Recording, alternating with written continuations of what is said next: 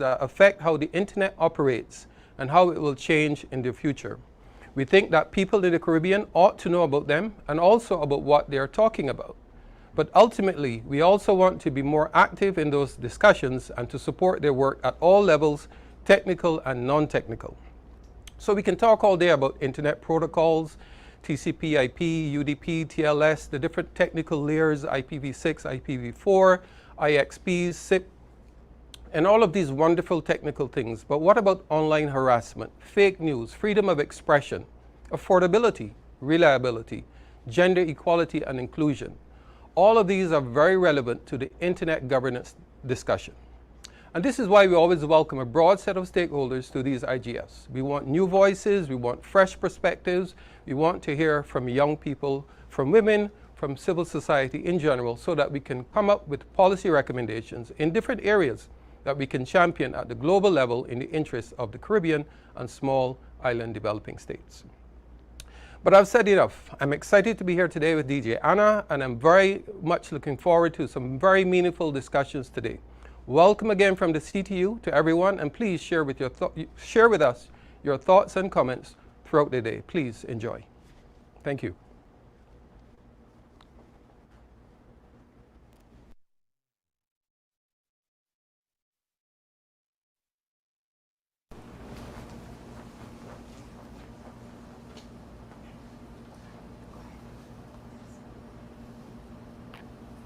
Thank you so much, Mr. Rodney Taylor, for that wonderful introduction to internet governance. We are definitely going to have an amazing time. This few days is going to be a great one. It's going to be an interactive session where we're going to have some fun with you guys and learn so many new things and reinforce some statements and information that you may have already known.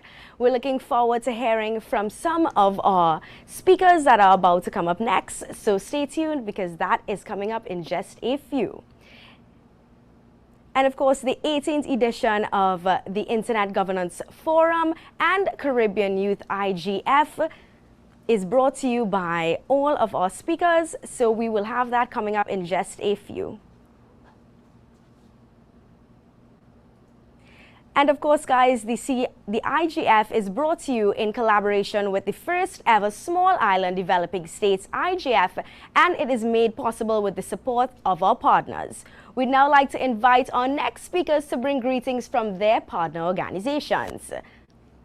We'd like to invite Albert Daniels, Senior Manager, Stakeholder, Engagement of ICANN, Kevon Swift, Head of Public Safety Affairs at LACNIC, Bevil Wooding, Director of Caribbean Affairs at ARIN, and Shernon Osepa, Director of Caribbean Affairs and Development at ISOC. You can actually read some more about their bios and information on the Hubilo platform. Welcome to our esteemed guests on our panel. See the note in the chat, and thank you very much. I couldn't hear the first part. Thank you very much for inviting the United Nations Secretariat for the Internet Governance Forum to join you on this very important occasion. This is not the first time that we are here. I think for years we've been having a really good cooperation, and I'm glad that this year that is continuing. Just at the very beginning, all of you probably from the agenda expected the head of the IGF Secretariat, Mr. Chengetai Masango, to speak. He indeed was really looking forward to speak, and is a great supporter of the Caribbean IGF, especially this year with so many additions and innovations. Unfortunately, his flight got disrupted, so he couldn't be with us. But we had extensive meetings on how do we want to address the Caribbean IGF community and what is the message we would like to pass on. So if you allow me, I will say a few words on behalf of the Secretariat for the Internet Governance Forum, but also on behalf of Chengetai. Distinguished delegates, ladies and gentlemen, it is a great honor for the IGF Secretariat to join you on the occasion of the 18th Caribbean Internet Governance Forum, even more so because of the incredible evolution of the process, which now includes a dedicated youth IGF and expands toward cooperation and inclusion of the small island developing states throughout a dedicated IGF framework. Our sincere congratulations on these great achievements. We also would like to use this opportunity to thank the Caribbean Telecommunications Union and the Caribbean Community Secretariat, as well as to all participating stakeholders for enabling us all to be together today. In our work on internet governance from island territories and people, we hear different inputs. We learn about challenging nature of present digital divide associated with very high costs of infrastructure deployment. We unfortunately also learn about devastating effects natural and other forms of disasters can have. The footprint of climate change is probably most visible in areas such as yours. And at the same time, it is from you that we learn how digital can serve people in a concrete manner. We learn about ways digital technologies are supporting people in fighting floods, earthquakes, winds, storms, volcano eruptions, and similar. We also learn about the incredible human potential many communities have, whose creativity helps to interconnect people through digital despite challenges and to build digital capacity. This is why processes such as the Caribbean IGF, now especially the SIDS IGF, all national IGFs, all sub-regional and youth IGFs, including those present in your region, are very precious to us. You fight specifically complex challenges related to the digital divide and experience particular potential for digital supporting sustainable development. The world is different in internet governance priorities and related conditions. This is why we have to work as one team spread across the world to ensure one internet is accessible, affordable, safe, and secure for us all. The IGF works hard to provide a space where we all can work as one team for everyone to benefit from such internet.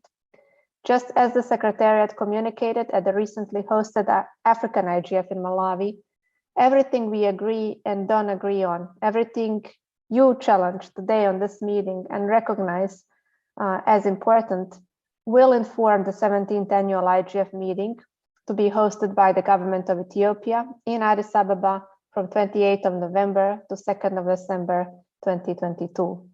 The program is developed around the overarching theme, Resilient Internet for a Shared, Sustainable and Common Future, and warmly invites all of you to be its active part. We look forward to learning from you, from the Caribbean IGF, from the Youth Caribbean IGF, and from the SIDS IGF, and bringing all that together with you to the 17th IGF in Ethiopia. Once again, thank you very much for inviting the IGF Secretariat. Our team wishes you successful meetings, and we look forward to learn about the final outputs. Thank you very much.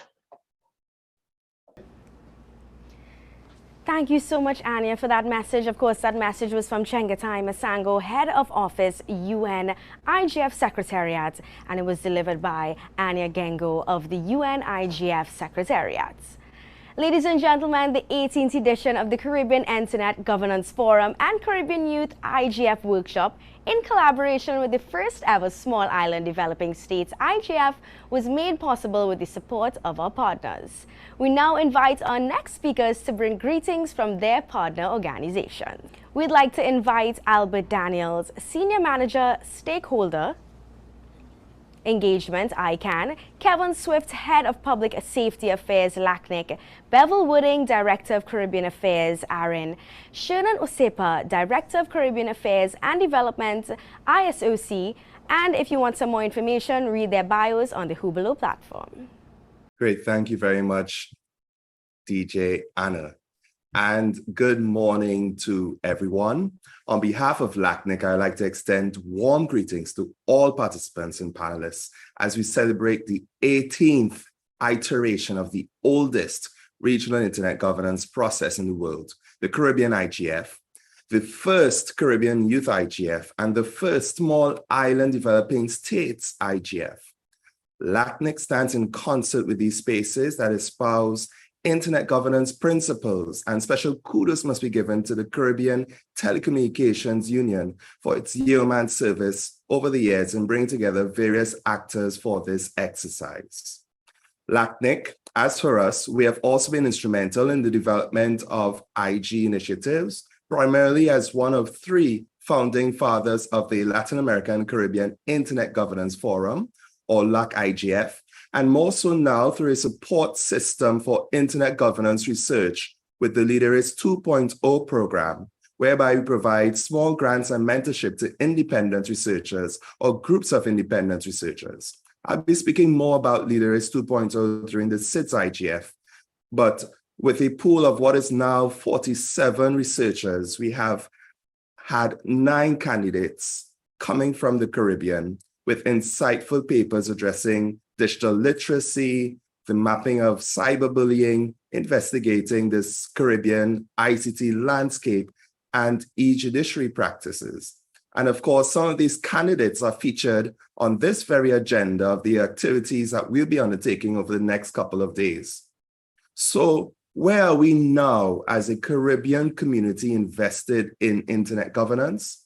This is a question that we must work on collectively as we seek to have a wider dissemination of IG discussions while tasked with overarching objectives of digital transformation. What internet governance teaches digital transformation is that each sector has specific responsibility and a role to play. And it's only through the spread of these practices, it's only through the collaboration and the cooperation that we will achieve the most workable outcomes for our societies. LACNIC celebrates the spread of these practices, which are open, bottom-up, transparent, and inclusive to address digital issues. Coincidentally, last week, the UN Secretary General appointed a 10-person IG leadership panel to carry out the aims of digital cooperation on a global scale. Ladies and gentlemen, with the massification and globalization of technology and interconnectedness, we will no longer be seeing a separate conceptual construct such as the digital economy. We'll be simply looking at the modern economy. And therefore, it's a challenge for us as to how do we as Caribbean societies, as Pacific societies and other small island nations fit ourselves in this global digital space with our unique concerns and our unique circumstances taken into account. I look forward to the fruitful discussions over the next couple of days, and thanks once again to the organizers and participants of this discussion space. Good morning, good afternoon to all, depending in which part of the world you are located presently. On behalf of the Internet Society, I would like to thank the Caribbean Telecommunication Union, Rodney Taylor and his team for organizing this prestigious event and for inviting us. It's always a pleasure and honor for the Internet Society to give its contribution. Once more, Caribbean Telecommunication Union is setting the standard by not only being the organization that organized the first IGF, but now is also organizing what I would call a 3-in-1 IGF, to be more specifically. The 18 Caribbean IGF, the Caribbean Youth IGF, and Small Island Development States SITS IGF. Recording in progress.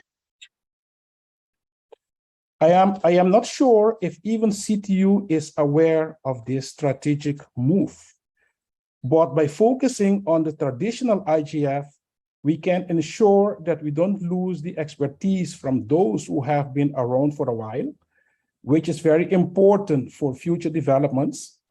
By focusing on the youth, we can ensure a bright future, and finally,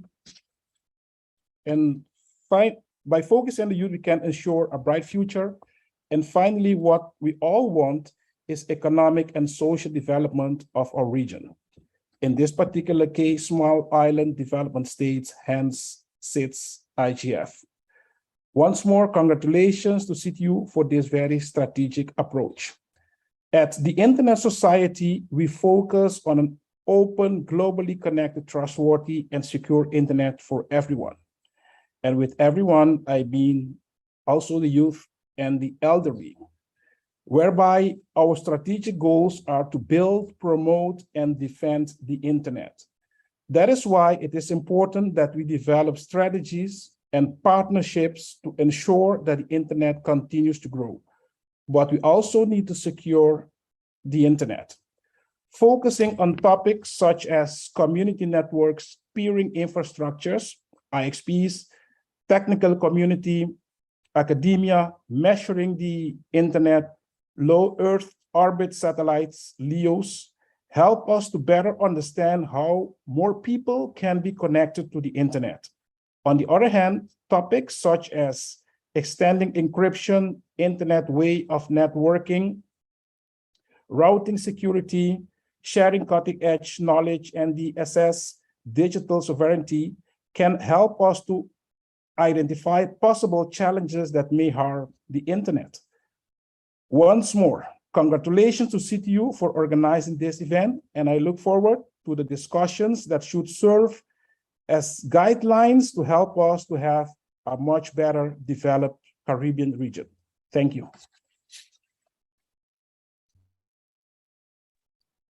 Thank you, Shernon. Thank you, Kevon, and welcome to everyone joining this, the first, the 2022 Caribbean Internet Governance Forum and Caribbean Youth IGF Workshop, which is being held, of course, as those before me have said, in conjunction with the inaugural Small Island Developing States IGF.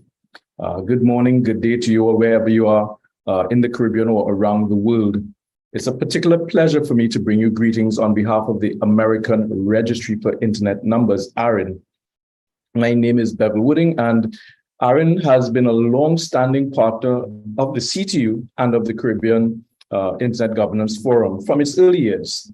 And so it is a real delight for me to see how this forum has evolved and how it is evolving again this year to include this special and dedicated track for the youth, and especially pleasing to see the fruit of the collaborations that have led to the first ever Small Island Developing States IGF. Kudos to all who have made this possible, and special congratulations to the Secretary General of the CTU, Mr. Rodney Taylor, and the dedicated team at the CTU for facilitating these important forums.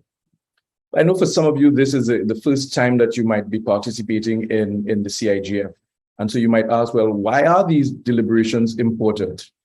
Well, let me see if I can explain to you just how much we are living in the future that was spoken of when the Caribbean Internet Governance Forum was formed 18 years ago. At that time, the discussions around the role the internet would play in global society and in Caribbean society was still emerging. There was still, at that time, debates around how much it would impact life. And here we are in 2022, heading into 2023, and we can safely say that one, technology has become more deeply integrated into every single facet of work and life, of home and business. We can also say that the still present pandemic has accelerated the movement of families, communities, companies, and even governments online. And it has sped up or catalyzed the implementation of digital technologies and services in areas and in industries that were previously very slow to embrace technology. And of course, as several have said and hinted to before, paradoxically, technology also seems to be central to both the cause and the solution of some of our most vexing problems, whether it's climate change, crime, health, justice, or social equity. There is a technology solution for that, but there's also a technology cause behind the acceleration of some of our most challenging modern issues. So in a relatively few short years, it seems that technology has moved from the fringe of our consciousness, a science experiment that only engineers and geeks needed to understand, to now being at the very heart of business, of government, and of life itself.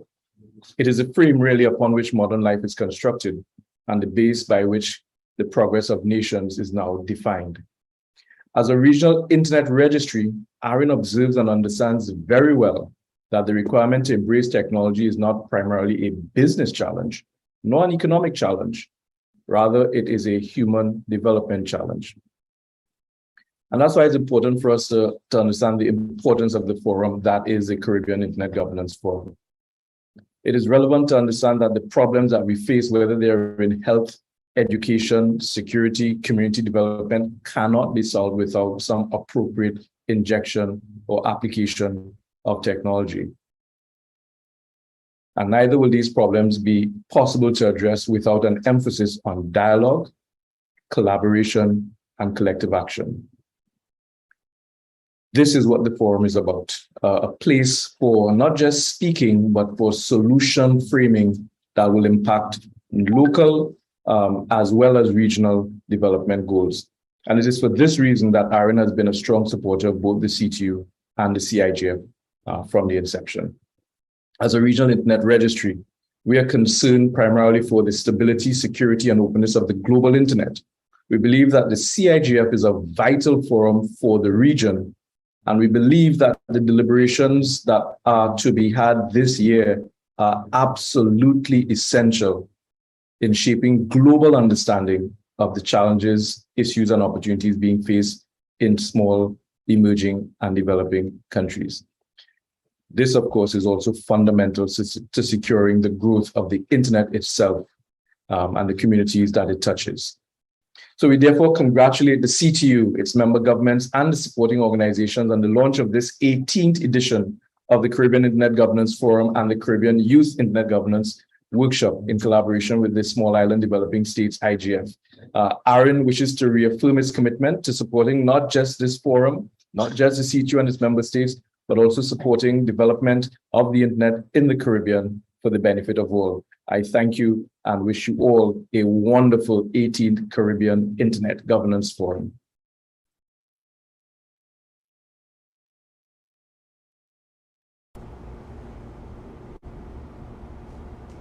Thank you so much, Mr. Bevil Wooding, for giving us that message on behalf of our partners at ARIN. Right about now, we'd like to invite Mr. Albert Daniels, the Senior Manager of Stakeholder Engagement at ICANN. Thank you so much, Mr. Daniels. We're glad to have you here. Thank you, DJ Anna. Secretary General of the Caribbean Telecommunications Union, Mr. Rodney Taylor.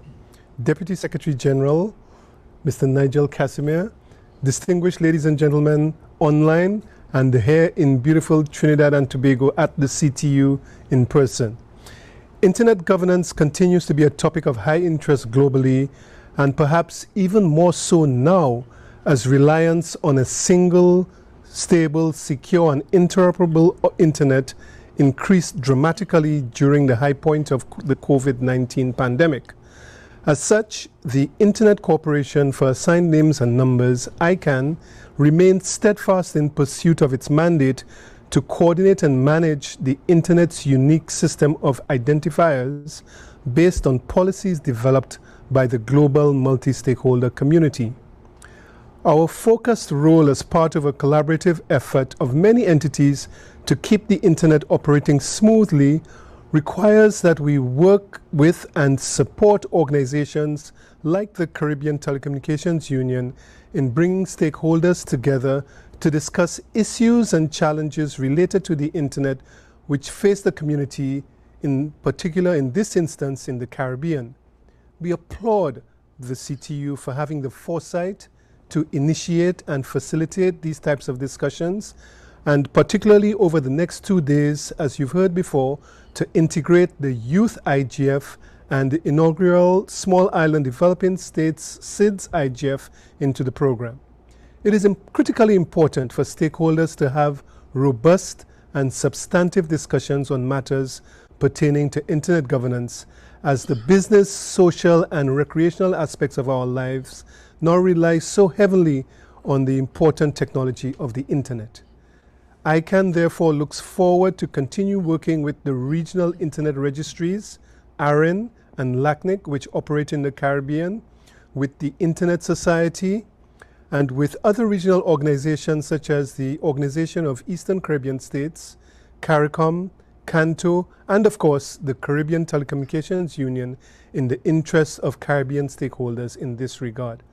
We congratulate the CTU on this 18th iteration of the CIGF and pledge to put our support behind upcoming activities over the next 3 days as the policy framework for internet governance in Caribbean is developed.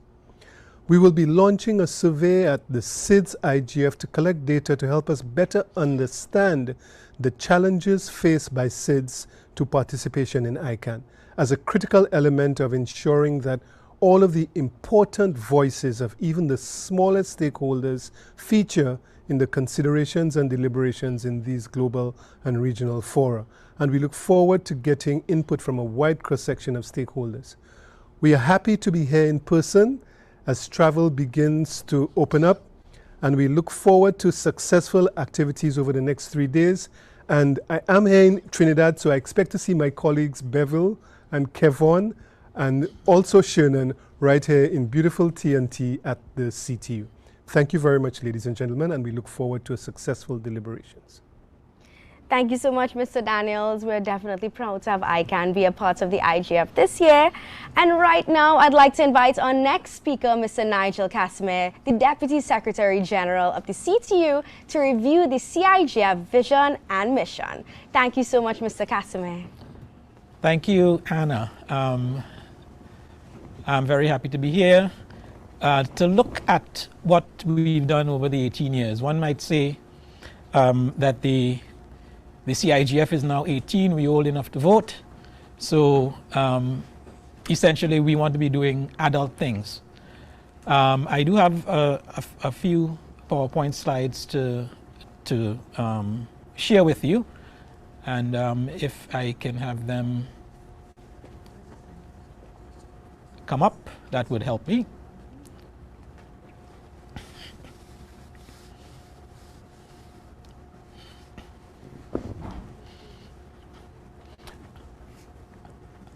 Yes, hopefully you can see the title of the presentation. Basically, that's what I'll be going through, you know, a little bit about what we've done, some of our current initiatives, and looking forward. In terms of the CTU, of course, is our CARICOM institution. That's a local, a regional intergovernmental organization. And our core activities can be categorized in 5 broad categories. One related to ICT harmonized policy formulation, capacity development. We coordinate regional projects as well. We represent the Caribbean at multiple ICT fora around the world. And we also perform an industry watch function where we look at trends that are coming up in the industry so that we can properly advise our governments and other stakeholders. This initiative of the Caribbean Internet Governance Forum falls under item number 1, which is us trying to harmonize our ICT policy formulation around the region. We've talked about 18 years. The first, excuse me, the first CIGF was held in 2005, and since then our focus has been on harmonizing regional policies and also focusing on issues of priority for the Caribbean. This matter of internet governance is very broad.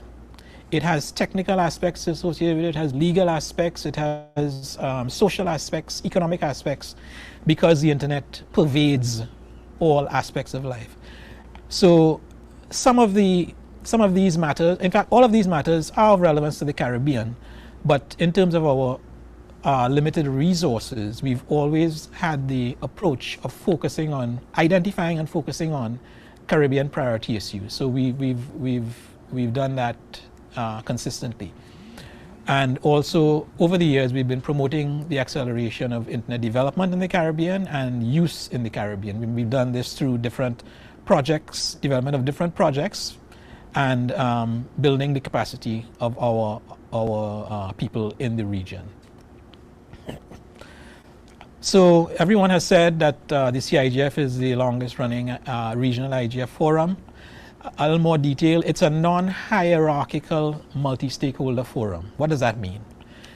It means it's a place where governments, private sector, civil society, academia, technical community representatives, and so on, can all come together and speak on an equal basis in discussing the issues relevant to the operations of the internet and the development of policies and norms and so on associated with the orderly use and running of the internet. That's what the term internet governance essentially means.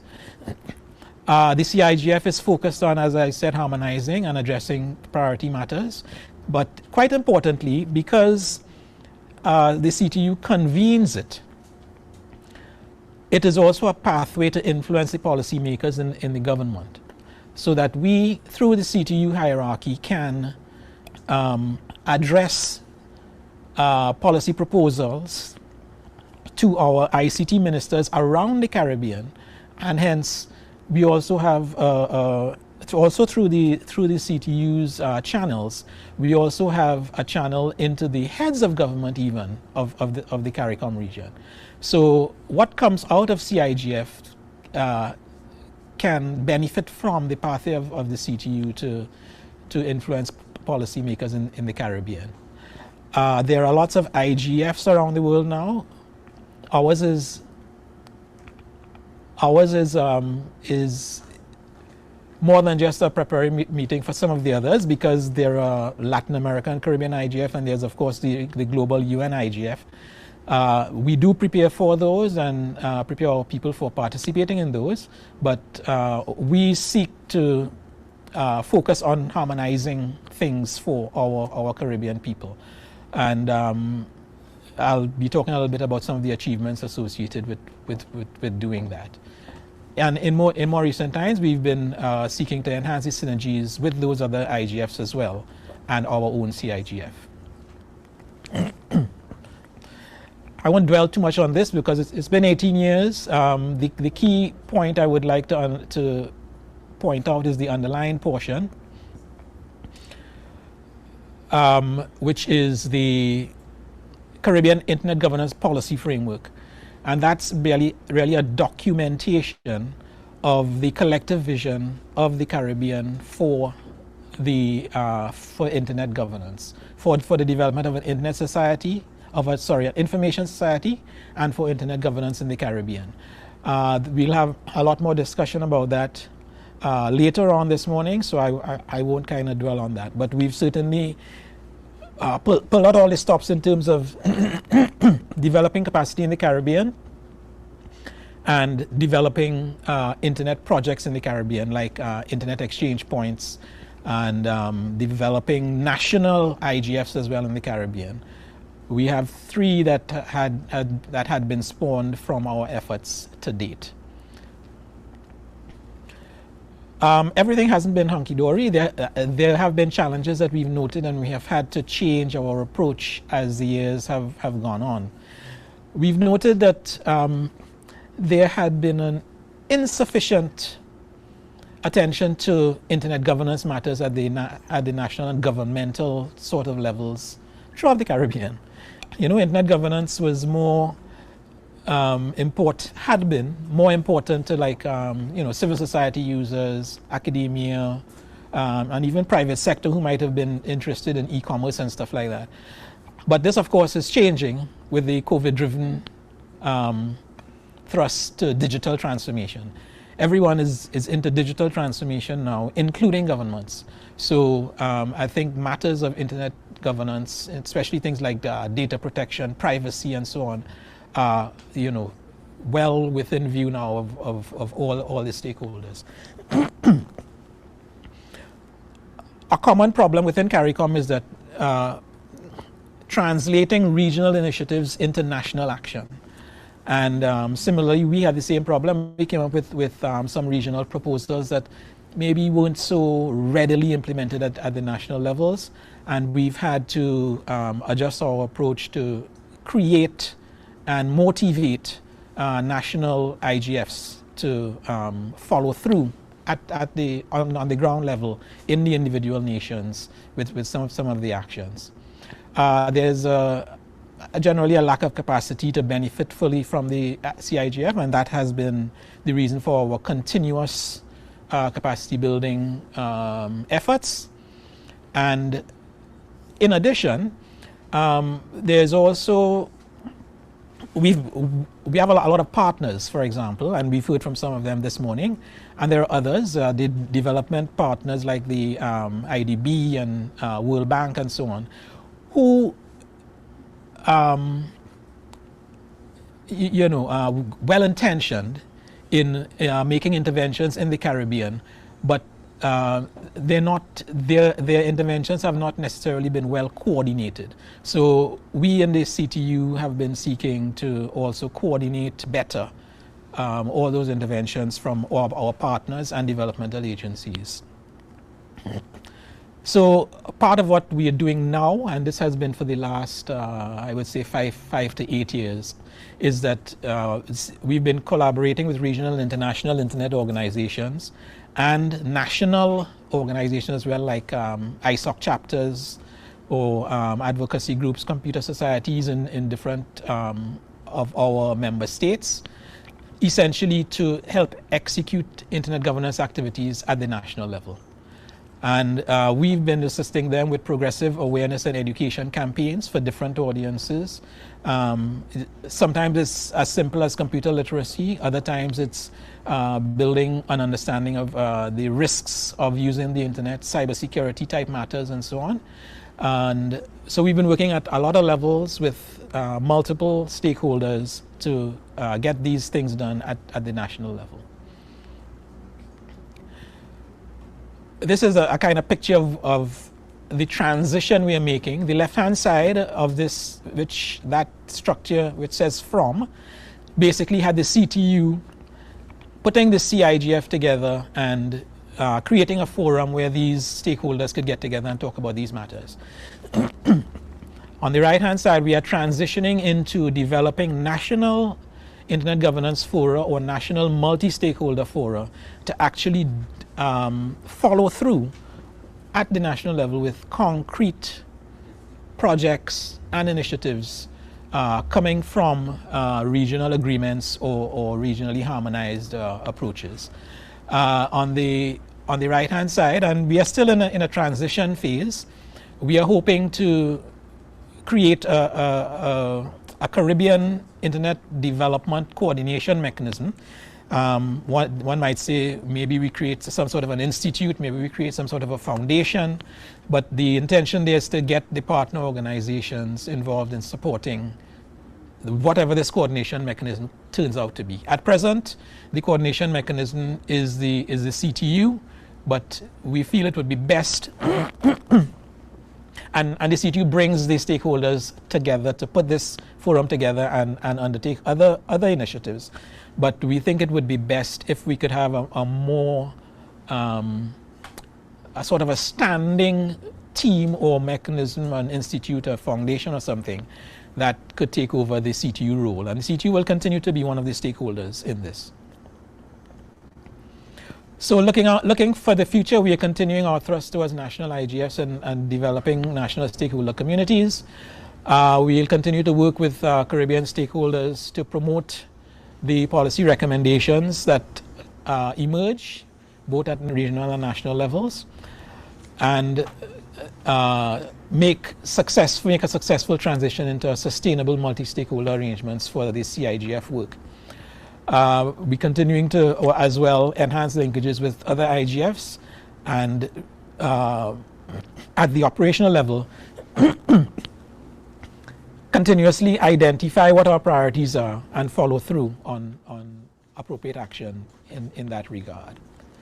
For this particular edition of our 18th IGF and all the related events associated with it, the agenda is published, and one can see that we'll be addressing key current issues in internet governance.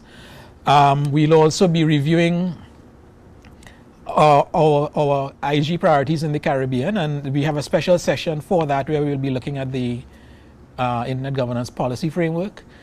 This year, of course, we have a special youth outreach. We have the youth IGF and our youth host as well, Anna, and the inaugural SIDS IGF. And finally, we'll also be looking to enhance the growth of and the liaisons with the other IGFs, both national, regional, and global. So what can you do? You've tuned in, you're watching us here.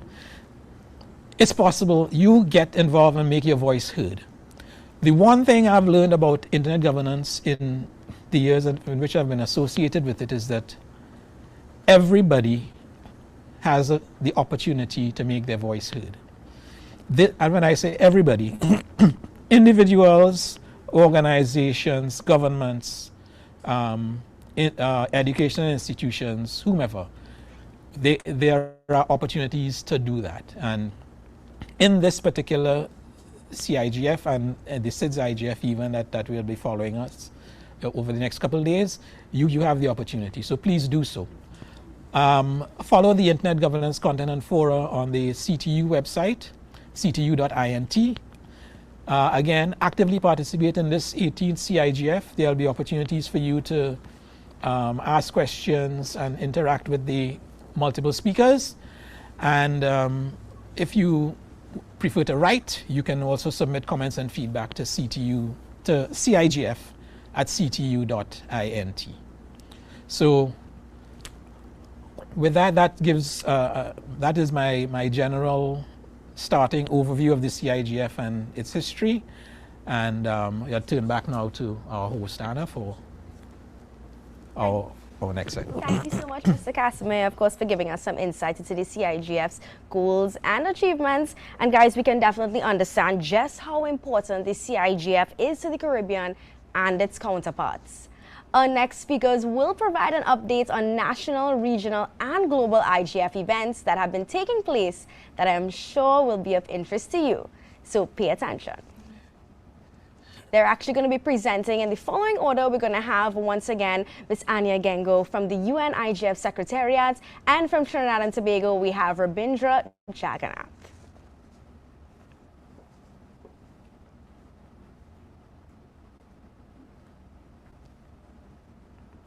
You could probably read all the others. Anna, is that giving me a floor or a colleague would come before me? Yes, we'd like to invite Ms. Anya to speak at this time. Thank you so much, Anya. Thank you very much. It's my pleasure to address you again. And indeed, on a very important point, Nigel gave such a good overview of the value in theory, but also in practice of the IGF processes that exist around the world. I think if you're associated with the Caribbean IGF, but also with the number of the especially national IGFs and the youth IGFs in the region, then obviously you are aware of the value of the multi-stakeholder dialogue on internet governance issues the community sets as a priority. And I think I said at the beginning in the Secretariat's remark delivered on behalf of the head of our office that your region is very specific because of the issues that you are experiencing. And we don't hear often, especially how digital transformation serves people and helps them to prevent or alleviate consequences of disasters that in this part of the world we can only read in the newspapers and hear from the media. And as much as obviously that's very unfortunate, it's very precious to have those inputs from you, and speaks about the value of the digital technologies and the need to have good digital policies to make these technologies available to all the people. And on the note that you are in a good position in the region, there are plenty of opportunities, I think, for people in the Caribbean to engage directly in the IGF processes, starting obviously from the Caribbean IGF. I think Kevon mentioned the Latin American and the Caribbean IGF that exists for several years now. A number of national IGFs that are well developed there. For us, they represent such a learning point in terms of how the process could be established, and then what the substance is about, what the digital technology is about, what are the requirements of digital policy. In that sense, in terms of the NRIs, as you know, the Secretariat is facilitating the overall coordination, or better yet, cooperation among all the NRIs. Currently, there are 153 officially recognized NRIs, so short for national, regional, and sub-regional youth IGFs. And we are in a really responsible but wonderful position to be able to work directly with all those NRIs and their multi-stakeholder organizing teams, and through that with their communities. I'll just give you a short update how that is being done at the present moment, and what are the plans for the coming months for all of us in preparing for the Ethiopian IGF. So as I said, the 153 NRIs, and there are 2 or 3 national IGFs that we expect that they will be joining us very soon. For example, the Eswatini IGF, we had such an extensive communication over the past couple of months that we really expect that very soon we will be recognizing and kind of welcoming that national IGF to the NRI's network. And Through the NRI coordinators, which are our critical partners, we maintain communication with all the NRIs, and the coordinators are meeting monthly or bi-monthly, sometimes even more during month, depending on the demand, on various items. What we are now very much focused on is the main session that all the NRIs will be preparing for the upcoming 17th IGF in Ethiopia. The main session, the topic has been agreed in a bottom-up manner by all the NRIs almost at the beginning of this year. It is focusing on safeguarding and strengthening the core principles of a trusted internet. In addition to the main session, as I said, which is being prepared in a bottom-up manner by all the NRIs, there are 5 NRIs collaborative sessions. So those are kind of workshop-like sessions. We like to refer to them as NRIs to NRIs exchanges. Many of the national IGF, the Caribbean IGF are also active in preparing all these sessions. These collaborative sessions are very precious to us for 2 reasons. The first reason is that they are an opportunity for us to understand very specific input from certain communities, countries, and regions on a topic that the NRIs found as of mutual interest. And then the second objective goes really beyond just an annual IGF process and a certain session that's been hosted at the annual IGF meeting. This is to build cooperation among the NRIs. It's very important that we know each other for, I think, obvious reasons, given the complexity of digital policy and generally digital technology landscape. And so those collaborative sessions will allow us, hopefully, for a very rich cooperation on topics related to universal connectivity, cooperation to protect data, child safety online, looking into the 20 years almost after the original VISIS process to understand where we are, as well as the ways how digital policy impacts and shapes democracy.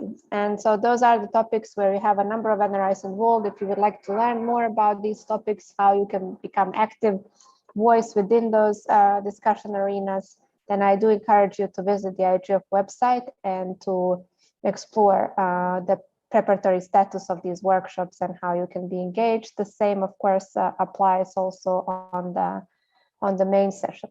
And finally, we are soon starting now more actively work on preparing the open work meeting, which is traditionally always hosted at the annual IGF meeting, between all the NRIs, between the UN in terms of its institutional affiliation with the IGF, between the chair of the multi-stakeholder advisory group.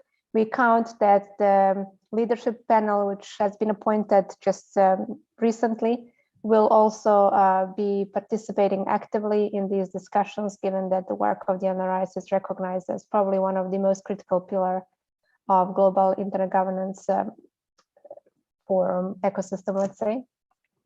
And then, of course, all the other stakeholders. In this sense, I always use every opportunity to recognize the stakeholders who are from the international scene supporting the NRIs, which is very important. The NRIs come with financial costs.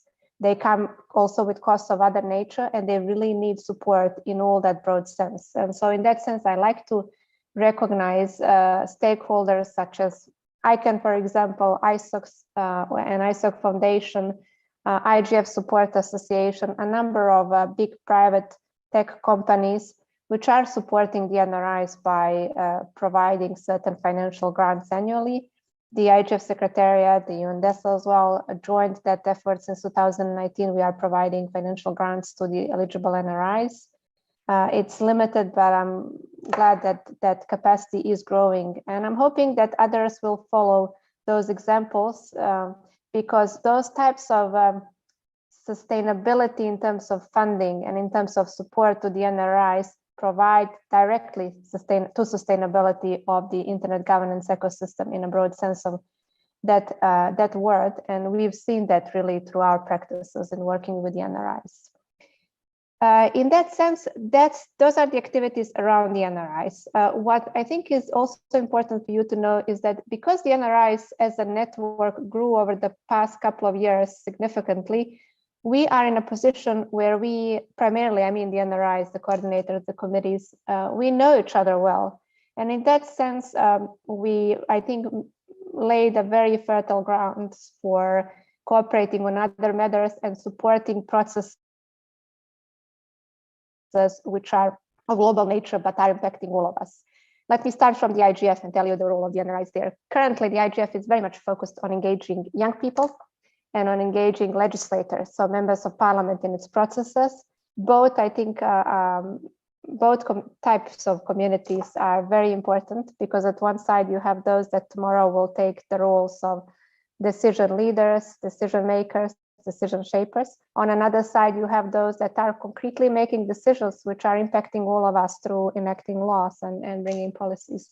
And in that sense, the NRIs are critical in contributing to both the youth track and the parliamentary track by connecting us to those that belong to the targeted communities, and also raising awareness on the side of these communities in various countries and regions that there are so many open opportunities for them to engage, and they only need to kind of show up and present themselves to those opportunities. The call for travel support for now is open until the end of this month, in case there are those that would like to in person participate at the 17th IGF in Addis Ababa. I strongly recommend and encourage everyone to consider applying to that call if you are eligible. Details are on the IGF website's homepage, and the IGF Secretariat is really at your disposal to respond to any of the related questions.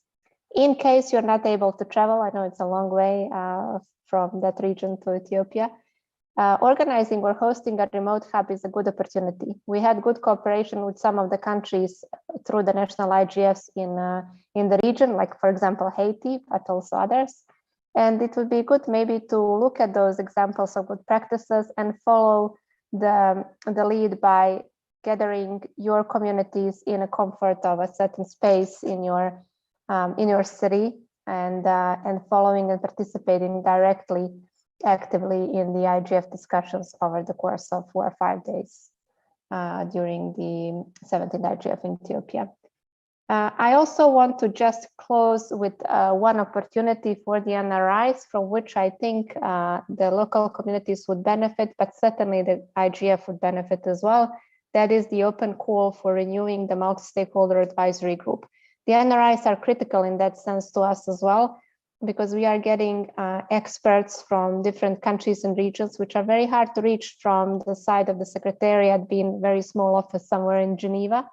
But you know those experts, and we are thankful that you are helping us to reach those, and hopefully you can help us this year as well to encourage them to apply for to be members of the MAG and help us plan the next year's IGF hosted by the government of Japan.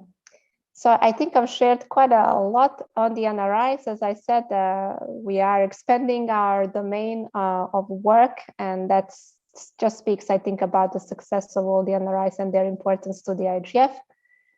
In particularly, I just want to close with mentioning that the UN processes which are going beyond the IGF in terms of its mandate and the Tunis agenda for the information society, such, for example, is the Our Common Agenda, which is a very recent report from the United Nations Secretary General, is a process which in its implementation mode really counts on the support from the NRIs. Its Global Digital Compact, which I'm sure it's very much as a concept present in your region, I'm sure will depend on the NRI's input as a valuable multi-stakeholder local input that could hopefully orient the work on the level of the UN in terms of bringing or putting together principles and values for good digital policy and good digital technology framework use that we all want to see.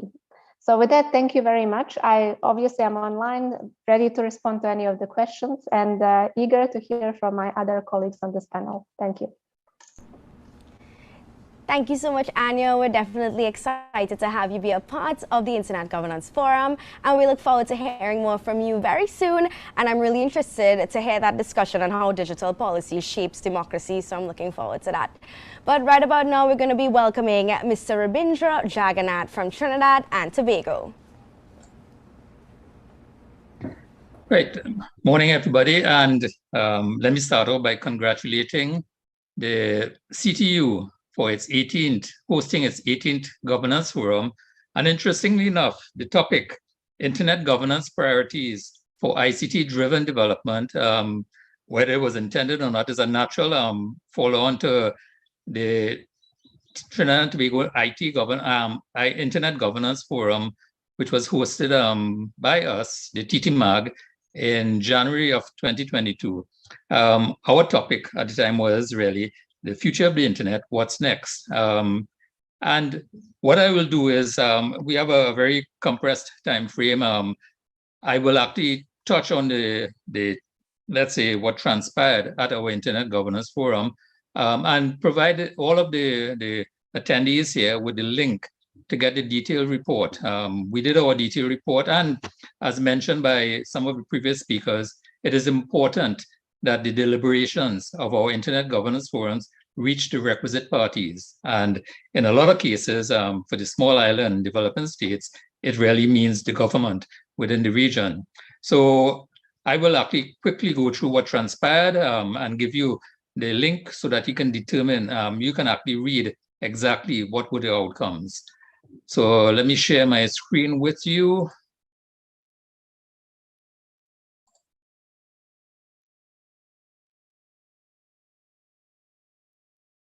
Okay, if I can.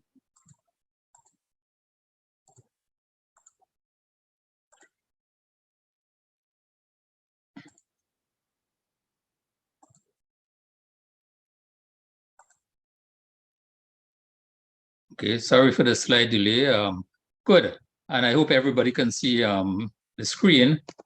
And just to let you know, these internet governance forums, whether it's at national level or the regional level and so on, or the global level, is so important because no one person owns the internet, no single entity owns the internet, although there have been, let's say, initiatives recently to try and change that. Hopefully they will be unsuccessful. And it's really owned by all of us. And really these forums provide an opportunity for all of us to indicate what are some of our concerns, what are things we like, what we don't like, and let that filter up to the national level, to the regional level, to the global level. So what transpired, our chair, Anita Sohan, provided a rationale for the team. The team was selected to reflect the current climate in Trinidad and Tobago after being forced into a digital age. Adapting was necessary, but our emphasis was really thriving after really coming out of the pandemic. And I jokingly indicated to a number of people that because I've been lobbying in the internet space, in the IT space for roughly over 20 years, close to 30 years and so on, and seeing, let's say, baby steps towards development. If I knew a pandemic at that time would actually catapult us into the digital age, I would have probably engineered it. Folks, I'm only joking. We had introductory remarks from Harriet Esterhuisen, outgoing chair of the UN IGF MAG, and provided a number of thoughts for us. Interestingly enough, at the end of her speech, and I'll leave you all to read all the details because the presentation is available at the CTU event site. She mentioned that there were lots of opportunities, but how do we do this? And she parted by saying, how do you eat an elephant? How do you actually manage all of these initiatives that you are faced with, all of these challenges that you are faced with? And very smartly said, mouthful by mouthful, bit by bit. Let us not bite off more than we can chew, but let's actually make the progress by mouthful. We also had Senator the Honorable Hassel Bacchus, our Trinidad and Tobago Minister of Digital Transformation, who actually provided insight, provided welcome remarks for sure, but provided insight into what is happening with the Ministry of Digital Transformation and what were some of the challenges. And he actually also identified that the government of the Republic of Trinidad and Tobago has defined 3 pillars, central pillars for digital transformation: digital society, digital economy, and digital government, all of which needs to come together in order for us to progress further as a country, leveraging on the internet and leveraging on ICT as a whole. We had introductory remarks from Vincent, who we all know, Vice President and Chief Internet Evangelist for Google. Vint is a long-standing friend for a lot of us in the region, and he actually gave us some guidelines for really what he would like to see achieved out of our deliberations. He expressed the hope that topics would include the importance of infrastructure and investment into all modalities, and he noted that even though internet connectivity has increased and so on, it's not available to everybody. So he provided some thoughts for us to actually hold on to, and he in turn ended up being our keynote speaker, talking a lot later in the session.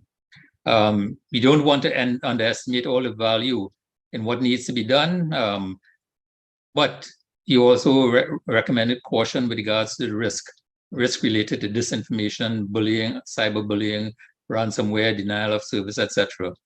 Provided some good guidelines for us to follow and for the audience to actually focus on as we actually progress through our IGF 2022. Our first panel was becoming a digitally competent society. And the moderator was Sanjay Bahadur Singh, who's our treasurer, the TT Mark treasurer. But it's interesting that we had a nice eclectic combination of panelists. We had Pandit Shiva Maharaj, who actually is really a practitioner. We had Dr. Roland Dubar from UTT, University of Trinidad and Tobago. We had a student, Swasti Maharaj, and we had internet user parents. The students and the parents brought a perspective from their point of view.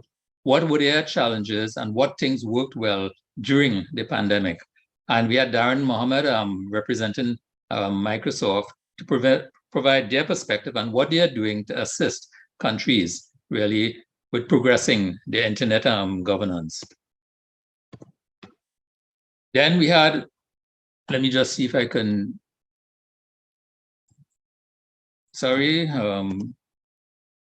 our next panel was moderated by Nigel Cassimire, who we heard from just a short while ago, talks about data and measurement for development.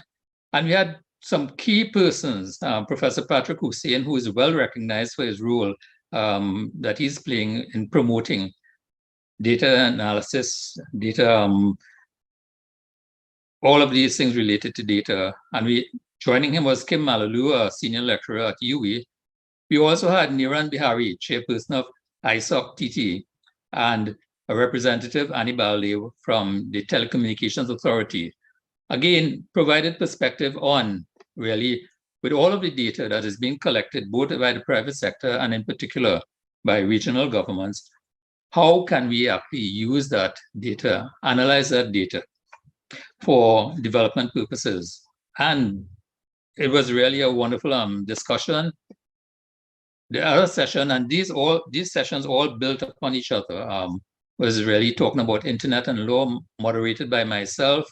And we had Rishi Maharaj, from a principal consultant privacy advisory services person, a practitioner himself. Grace Lindo was an attorney at law and partner who focuses on this area, but a Jamaican person and providing the Jamaican perspective. Tira Green is a consultant who has been helping the Trinidad and Tobago government with their, let's say, updating of the Data Protection Act and the Electronic Transactions Bill. So she was certainly was able to provide input into what was transpiring in her interaction with the Trinidad and Tobago government. And we had a representative from a financial institution who provided insight into, from their perspective, what are the challenges that they're facing, and giving some advice as to how persons can leverage the internet and really participate more with the online banking environment. Panel session 4 was Trinidad and Tobago's digital transformation journey. And the previous session really was all leading into this as kind of the umbrella session to close off our panelist discussions. The moderator was Ajmal Nazir, director of TTMAG and one of our past presidents. And we had a well-recognized regional consultant, Anthony Watkins. We had again a practitioner in the area of financial transactions and fintechs, Candice Transcurso.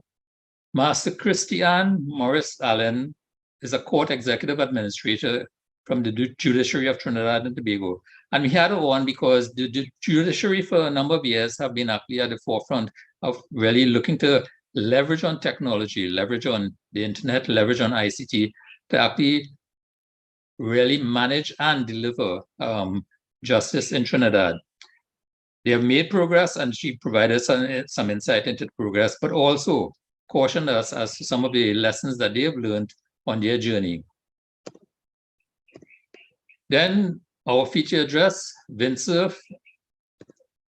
very well received by the group, mentioned that, as I mentioned before, that although the internet was introduced with a vision of all persons having access to the internet, to date only half the world has access to it.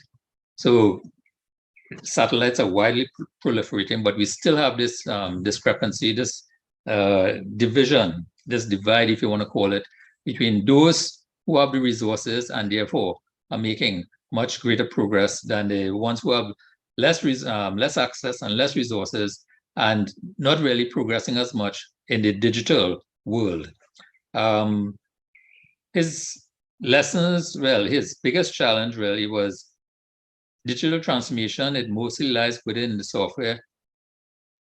You will get the transformation once you can figure out how to use it. But the broader thing he was saying is that you don't necessarily have to actually look to develop everything from scratch. There's a lot that is available in the world outside there that have been tried and tested. Why don't we leverage on that, learn how to actually use those things and tailor it to our uses? And then made complete sense what he said. And of course, he finished off by saying privacy can be considered an anomaly because of the instance of security cameras. There's a lot of data, both video and hard data that's being captured. So there's not much privacy. How do we cope in a world where this is actually going to be the norm?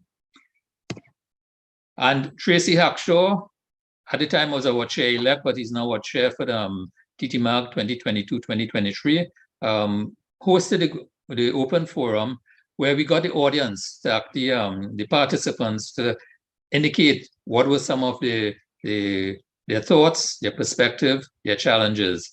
And without going into further details, it addressed technology facilitating gender-based violence, which was something that is very prevalent at the time in Trinidad. Provided people in the audience provided an update, and people in the know provided an update about TNT's Electronic Transactions Act and Data Protection Act. People raised issues about children's rights in the digital age, which is becoming even more of a concern. And things, of course, are being slowly put in place to address some of these concerns. He talked about, well, one of the participants talked about a computer refurbishment initiative that their group is actually undertaking, indicating that they have actually refurbished over 250 laptops and provided it to actually needy persons within the community.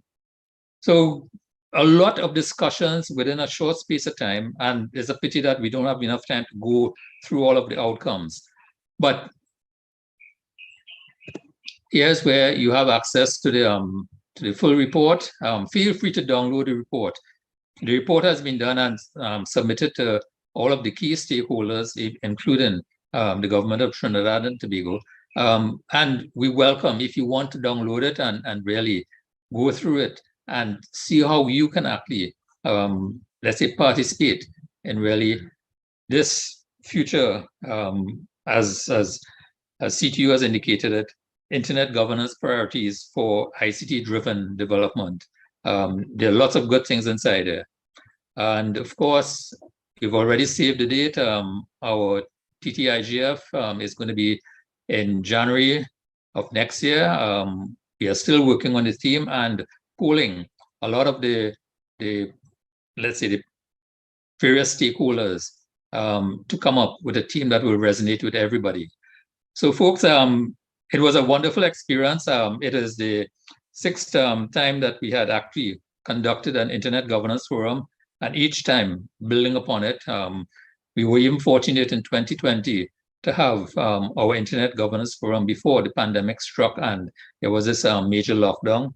And in 2020 was really the Internet and You. The U really an abbreviation for the youth, because that year we focused very much on the youth and got the youth involved in all of the panel discussions and sessions that led to some wonderful, interesting output. These things, as indicated by Anya and a lot of the speakers before, is so very important to the welfare of the respective countries. Internet Governance Forum provides a forum for people to express their views. We take into account those views submitted to the respective stakeholders, and eventually filters up to the Global Internet Governance Forum, where policies are established that impact upon the utility of the internet. So look forward to seeing some of you in the audience January 26th and 27th. And thank you very much for affording us the opportunity to provide you with an idea of what transpired with our Internet Governance Forum for 2022. So thank you very much, and over to you, Anna. Thank you so much, Mr. Rabindra, for giving us that synopsis on the TTIGF. And of course, we have speakers from all around the world that are going to be joining us for the IGF this year. And now we'd like to welcome Mr. Willis Williams from St. Vincent and the Grenadines. Thank you, Mr. Williams, for joining us.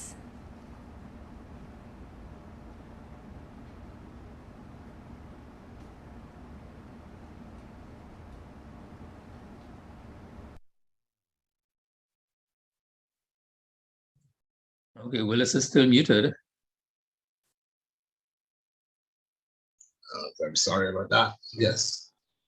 Again, thank you, Anna, and for hosting us, or having us at, well, really relatively short notice. And let me congratulate the CTU for hosting this meet today. St. Vincent and the Grenadines, we completed our IGF just about 2-3 weeks ago. It was plagued by regular things that happen around Calgary, and in St. Vincent in particular. We had issues with volcanic eruption, still suffering from some of that effects, some spill outs and so on. In that it affects schools and young people and how they gather and so on. What we thought we would do this year was to partner with an organization called STEM, which expands to be science, technology, engineering, and mathematics. It's an educational organization. They host a sort of summer program and bring a group of young people, children, secondary school age together. And we thought, because that is usually our target audience, the young people, where we sort of try to get them into technology and get them to conform to proper protocol and ethics and so on. We thought this would be a good opportunity to see if we could partner with STEM. STEM was quite happy, and they allowed us to take one of their days, one of their programming days, to host our IGF and to address an audience that they brought, that was part of their program. The target group was children age 11 to 15, and We may have found 1 or 2 10-year-olds in there, maybe a 16-year-old in there and so on. But our experience is that they were very, very interested in what we had. The topic this year was embracing digital citizenship. And as young people, they wanted to know what is digital citizenship, who is a digital citizen, and so on. So the breakout topics from the team digital citizenship, breakout topics centered around explaining what digital citizenship was and what it entailed and all the elements of the digital citizenship. So we had speakers from different organizations in St. Vincent. We had speakers from the police department. They spoke about digital law.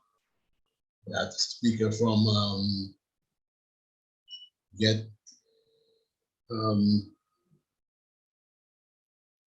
we had a speaker from St. Vincent Electricity Services, which I also represent. He spoke about digital citizenship in general, and how it applies to your everyday life. We had a speaker from a news agency called Eyewitness News. He spoke about fake news and digital etiquette. And we had the speaker from Get Safe Online, and it generally came together nicely. The children were really, really interactive. They had lots of questions. Surprisingly, we have to admit that kids are now more into their computers and their gadgets, and seem now to want to know a little more about policy and so on than ever before, which leads me to conclude that our IGF efforts are working, it's taking root. In the past, we have been targeting children from community college level, and they graduate and they go out into the work field, and now we thought we just go a little earlier, and we're seeing that the interest is there.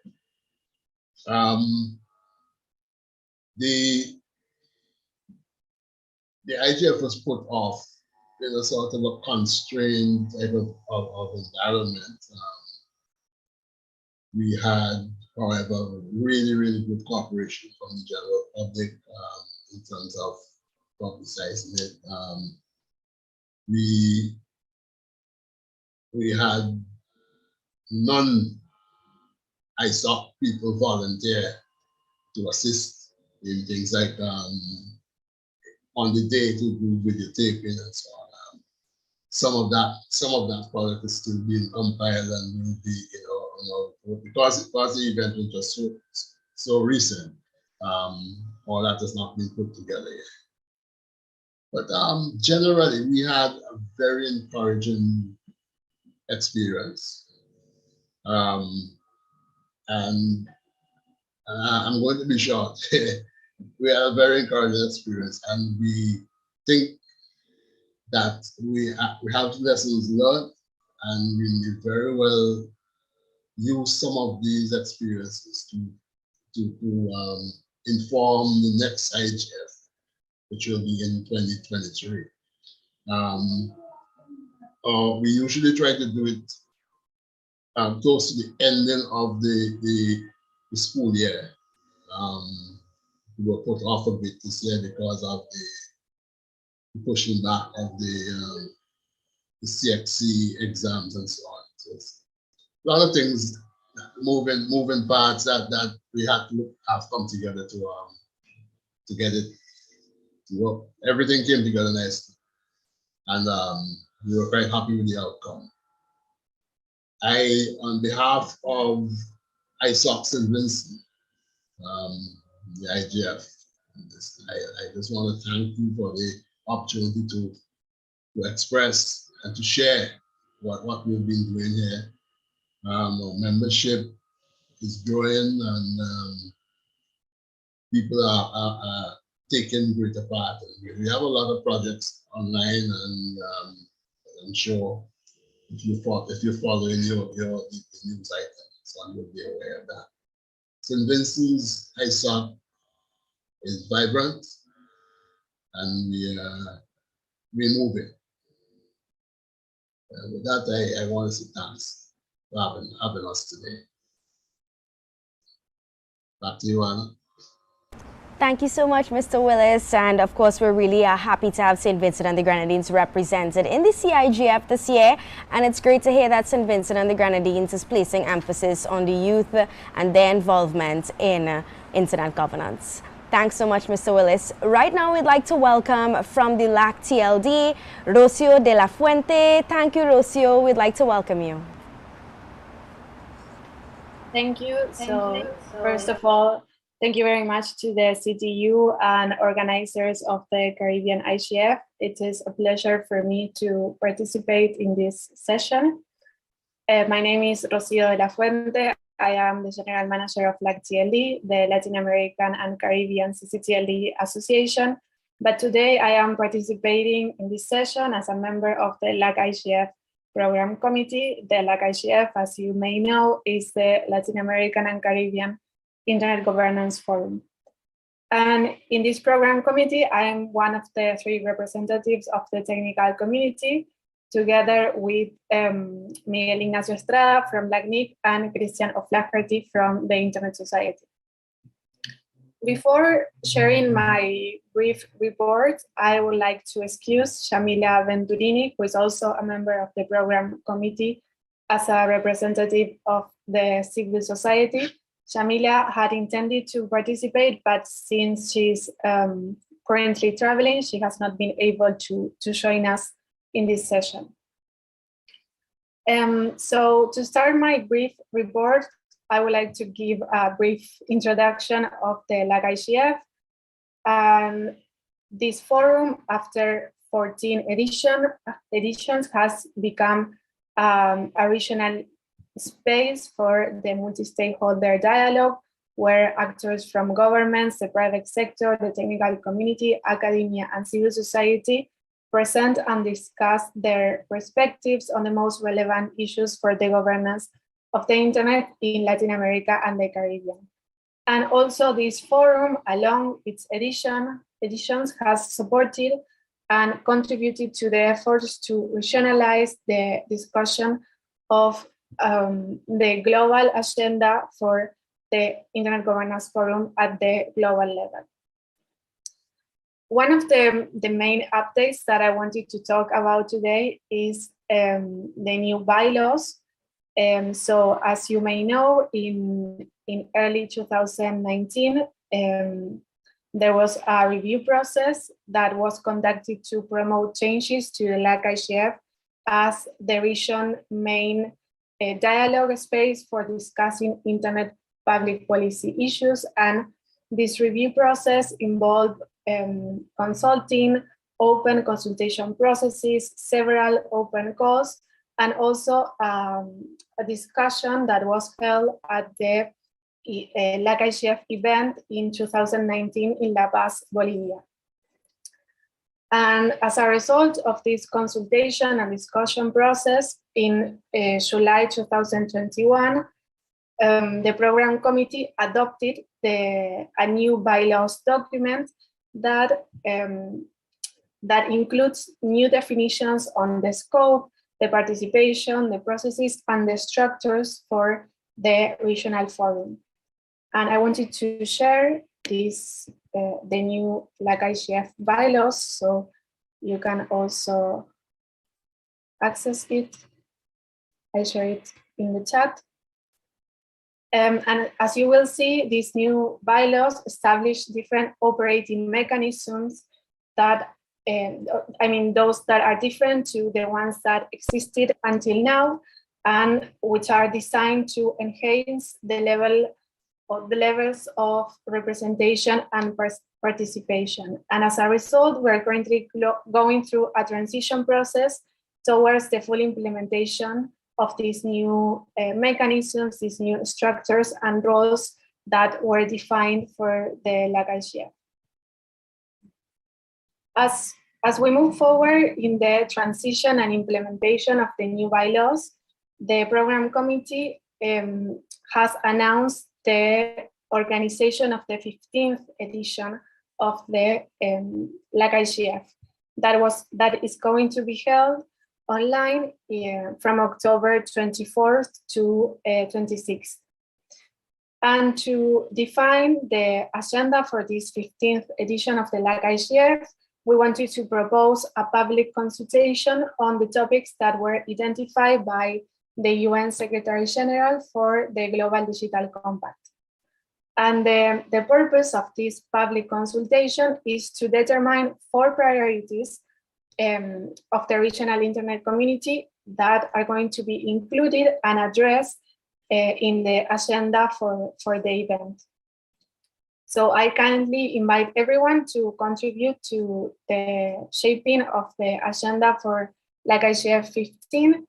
And also I would like to share with you in the chat the link where you can access all the relevant information and participate in the public consultation. And the deadline to participate is August 2028. And once this public consultation period is over, the results will be processed by the LACNIC program committee. And after that, we will publish the final agenda that is going to be shaped and developed with the contributions of the community. And finally, I wanted to talk about the call for a new secretariat. So as I was talking about, in order to move forward with the implementation of the new LACNIC bylaws, the program committee is also planning a call for organizations interested in acting as the secretariat for the regional forum. This role, as you probably know, have been performed by LACNIC very successfully and efficiently since the beginning of the LACNIC in 2008. And 2 years ago, LACNIC announced that it had decided to open this space for other organizations that might wish to act as the secretariat of the regional forum. For this reason, the selection of the new secretariat will be a key step in the process of implementing the new structures and roles of the LACNIC, and this organization that will take on the role of secretariat will be in charge of advancing the implementation of the new mechanisms established in the new bylaws. The program committee is currently working on the process for the selection of the organization that will take on this role, and we expect to publish the call for the interested organizations very soon. Once again, I kindly invite all interested stakeholders in the Caribbean community who would like to serve as the LACNIC Secretariat to submit their applications once the call is announced. So that was all I wanted to share today. I see that Ignacio Estrada Nacho is also connected to the call. I don't know, Nacho, if you would like to add something to the report. And also I welcome any questions you may have. Thank you very much. So much, Rocio, for those updates from the LAC TLD. And yes, you guys can check out the links that Rocio mentioned. And we have lots more coming up today for Internet Governance Forum. We are going to have some amazing panelists and speakers on your way. And of course, you are just heard from Rabindra Jaggernauth, Willis Williams, Rocio de la Fuente, Anya Gengo. And coming up in just a bit, we're going to have some words from Obed, Sindy. But in the meantime, we'd like to invite our next speaker.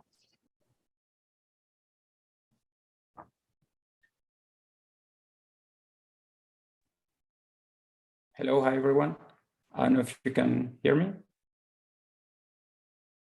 Okay, so Miguel Estrada to speak next. Thank you so much, Miguel. Thank you very much. So I'm going to be sharing my little presentation. I don't know if you can see my screen right now. It seems you can. So I'm going to speak about the Internet technical success factors. This is a study that has been commissioned by APNIC, our friends from APNIC and LACNIC and ours. It was done by Analysis Mason, a global consulting firm specialized in telecommunications, media, and technology. And this study has contributions from people like Vincent Cerf, Alistair Cooper, Olaf Kolkman. There are many people involved. The idea of this study was to kind of understand how or why the internet as a successful story. What were these technical factors for its success? So the initial development of the internet was based on openness, simplicity, and decentralization, as you can see on the screen. These ideals were firstly proposed by Vincent Cerf and Bob Kahn, but many other fathers of the internet were involved there. The adoption of these three guiding ideals were the result of conscious decisions made by those people. These ideals there were translated into the design principles of the internet. We can identify these three design principles. The one is layering. This means that the applications are separated from the underlying networks, allowing them to evolve in some parts of the internet without affecting the others. The IP protocol is central in this principle, and this principle enables the other two. The network of networks principle, that means that each network can operate independently of the others as long as they all use the common protocols, as we already know, to route traffic. And this also allows existing networks to connect to the internet while new networks are deployed. So each one of them is adapted to its technology and environment. And the third principle will be the end-to-end principle. It means that intelligence resides in the end devices at the edge of the network rather than in the router, within the routers at the core networks. So this means that applications can be developed and deployed without requiring changes to the whole network. So these principles were kind of molded by the ideals. I'm going to go quickly through this because I have little time to present, but the openness ideal somehow brought this network of network principles and the end-to-end principle. That means that anyone can develop new applications and anyone can access them, as well as to develop new network technologies and connect them all each other through the internet. The simplicity ideal it was translated into the layers principle, expressed by the separations of these layers, so that what happens in one layer can be independent from the other layers. And the decentralization ideal was translated into the network of networks also, and the end-to-end principle. The decentralization kind of distributes intelligence and functions to the edges and no within the network. So each part of the internet can evolve without affecting others. So after the study, we identified these 4 dimensions of success. One is adaptability, other scalability, and the other flexibility, and the other is resilience. So what we mean by scalability? Scalability, we can speak about scalability in terms of users and services. The internet has been capable to scale to bring new, to grow its in number of users, and also growing number and in different number of services. Regarding flexibility, we know that it has been flexible to new network technologies. There have been many new technologies that have been developed through the years, and the internet was there. Nothing had to change within the internet in order for those different kind of networks to connect. And finally, adaptability. The internet has been adapted to new applications as I know the DNS, the World Wide Web, FTP. Many new applications were created after the invention of the internet. And the internet has been capable to adapt to them. So following the previous mapping, but now speaking about the dimensions of success, the networks of network principle and the end-to-end principle had collaborated, I would say, in the scalability of the internet. They, as new networks, can continue to emerge independently, and while relying on the intelligence on the edge of the system, the internet has been capable to grow, as I was saying before, in the number of users and also in the number of services. Regarding flexibility, the layering principle and the end-to-end principle were the ones kind of responsible to bring flexibility to the internet, allowing networks to develop and grow independently of each other and also applications. The layering principle has been collaborating with the adaptability dimension of success, allowing applications to be developed independently of the underlying network technologies. And finally, regarding resilience, the layering principle and also the network principle, it means that, for example, if one particular network goes offline, the internet can route traffic around the network without the need for applications running on another layer to be even aware of that change. So the data would be rerouting without applications knowing about that. So the conclusions of the study, the success of the internet has made it the world's most important system for connecting people and sharing information. This is something we already know. The internet design's principles mean that anyone can connect and use it to distribute any type of content. And as the internet evolves, we believe that it is important to recognize and preserve these guiding ideals and design principles that contributed to the scalability, flexibility, adaptability, and resiliency of the internet. And any proposal involving radical changes to the internet should be evaluated in the context of its ability to maintain its dimensions of success. So that's it. I hope I could fit on time.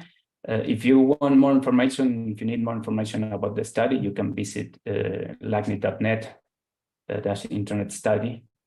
And that's it. Thank you very much for the time and space, and hope you have a great event. So much to Mr. Miguel Estrada. He's the Chief Strategic Relations Officer at LACNIC. And thank you to all of our speakers so far. Definitely informative. We're having a wonderful time so far. And it's time for us to jump into a 15-minute coffee break. So hold tight. You're going to be entertained. Let's play some games. Who wants to play some word scramble? Hidden in the virtual booths of this week's events and partners are some letter cards. So once you locate all the letters, just head over to the engagement page where you guys will find all the contests available for the week. All you have to do is submit the word in the word scramble contest for today. The first person to correctly submit the word will win, get this, a US $50 Amazon gift card. And I know you guys love to shop online, so that's going to come in handy. This game is only going to be open for 5 minutes, so your time is limited. So head on over there and play our word scramble game. We'll be right back. So much more in store in the CIGF this year. I'm DJ Anna.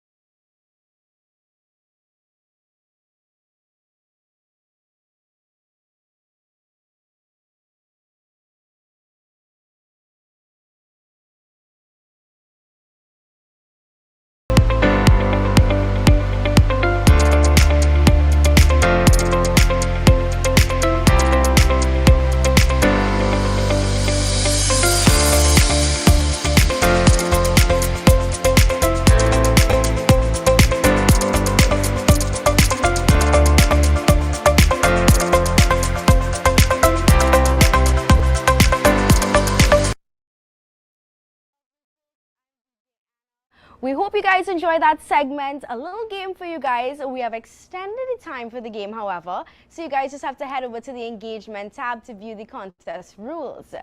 Now let's welcome once again Mr. Nigel Cassimire to present on Caribbean IG policy framework and policy priorities for current and future attention. Mr. Nigel Cassimire.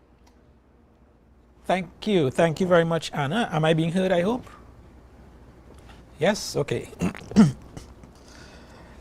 Just before I get into this particular presentation, I want to acknowledge that I did notice a question coming in from my earlier presentation from Nicole Cole. And her question was, how will the CTU coordinate better? Has there been remarkable improvement in working with all these multitude of stakeholders? Is your methodology within the coordinating mechanism sustainable? And there isn't a clear yes or no answer to those questions. I think we are evolving through the process. So, and we are also learning from experience.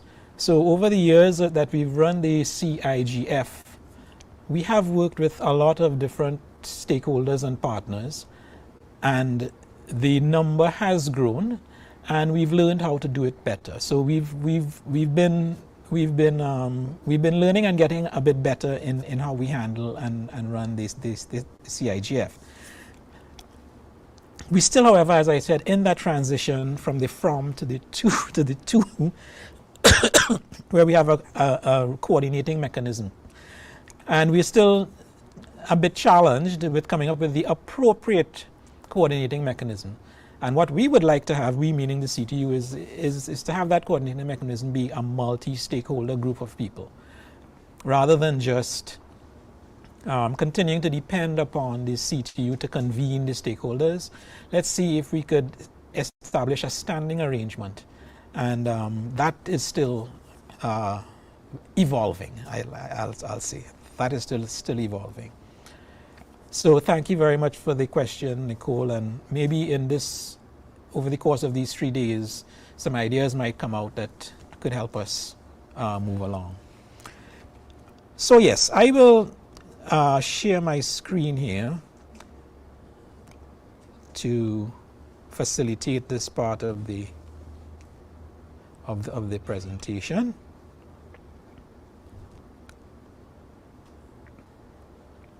And let me just put this into presentation full mode, slideshow mode, I should say.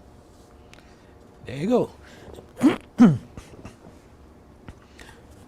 Essentially, here I'll be focusing on the Caribbean Internet Governance Policy Framework, which is where our policy priorities are recorded.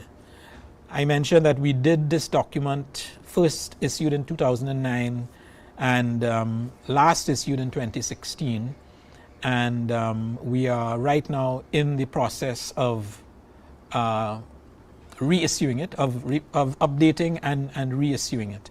So this is, from my presentation, you'll be able to understand where we are in the process and maybe how you can contribute to it. We've talked about internet governance all morning so far, and I think it might be useful for the uninitiated among us to see a short definition which had been developed since 2005 by a UN working group on internet governance. And incidentally, that UN working group on internet governance had at least 2 Caribbean members on it. One was from Trinidad and Tobago, Ms. Jacqueline Morris, and one was from Barbados, who was the Geneva ambassador at the time, Trevor, I forget his last name. Lewis, it could be, but I stand to be corrected. But Trinidad and Tobago and Barbados were part of the work at that time. And they came up with this definition, which I think has stood the test of time. That internet governance is the development and application, and that underlined section there is the multi-stakeholder element by governments, by private sector, and civil society in their respective roles. What are they developing and applying? They're developing and applying shared principles, norms, rules, decision-making procedures, and programs that shape the evolution and use of the internet. So that covers technical matters, it covers operational matters, it covers legal matters, the broad range of issues related to making the internet work and facilitating the orderly use of the internet. So basically, when we say internet governance, that's what we are talking about. So all these stakeholders have a role, and the objective is that we develop these shared principles and norms for the internet to evolve, continue to evolve and grow. So the policy framework that I mentioned, from the proceedings of our CIGFs, our Internet Governance, Caribbean Internet Governance Forum over the years, we've recorded outcomes. We've recorded consensus positions that have been developed over time. All right, and we've recorded it in a high-level policy advisory document. We say it's multi-stakeholder sourced because we sourced it from this multi-stakeholder group, and it has been compiled by the CTU. Among other things, it articulates a vision for internet governance, actually a vision for a Caribbean internet society, and a mission for internet governance in the Caribbean. It provides policy-making principles and guidelines for policy development. So what it recorded was areas where we noted the need for national and regional policies to be developed. It identified and focused on, again, I've said this many times, highest priority areas, because it's such a broad area. We focused on what we needed to do now, and as time has evolved, that has evolved a little bit as well. Just to give you an example of how things have evolved, back in 2005 when we first started, among the priorities was basically getting electricity out to some rural areas in some of the Caribbean territories. That's not so much of a priority now because some progress has been made. And of course, this policy framework is presented and or endorsed from time to time by CTU ministers. I mentioned that we have these CTU channels that we can use to bring it to the attention of our ministers and heads of government. So from time to time, we would present it to them. And typically that time to time is whenever we have a new issue of the document. Right, so what's the current status of the policy framework document? The current status is that we are at issue 3.0, which was last issued in 2016. And it was reviewed and approved, shall I say, at the 12th Caribbean Internet Governance Forum that was held in Belize in 2016. The presentation has the link to the document. I'll just give you a quick glimpse of the document before I move on too much further. But that's the current issue, and that's the issue we are working on updating. The policy framework document, well, it says will undergo, but is undergoing periodic review based on evolving global issues and Caribbean priorities.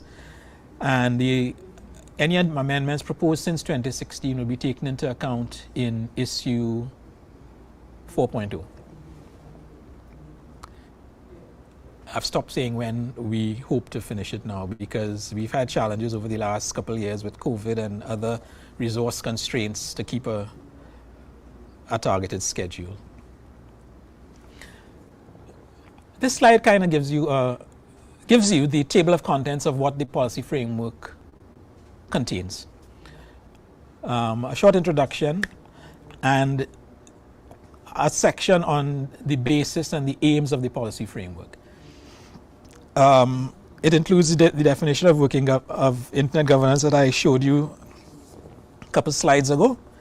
It includes our statement of vision for the Caribbean Information Society, statement of mission for Caribbean internet governance, and guiding principles that we are agreeing to work by with respect to internet governance in the Caribbean.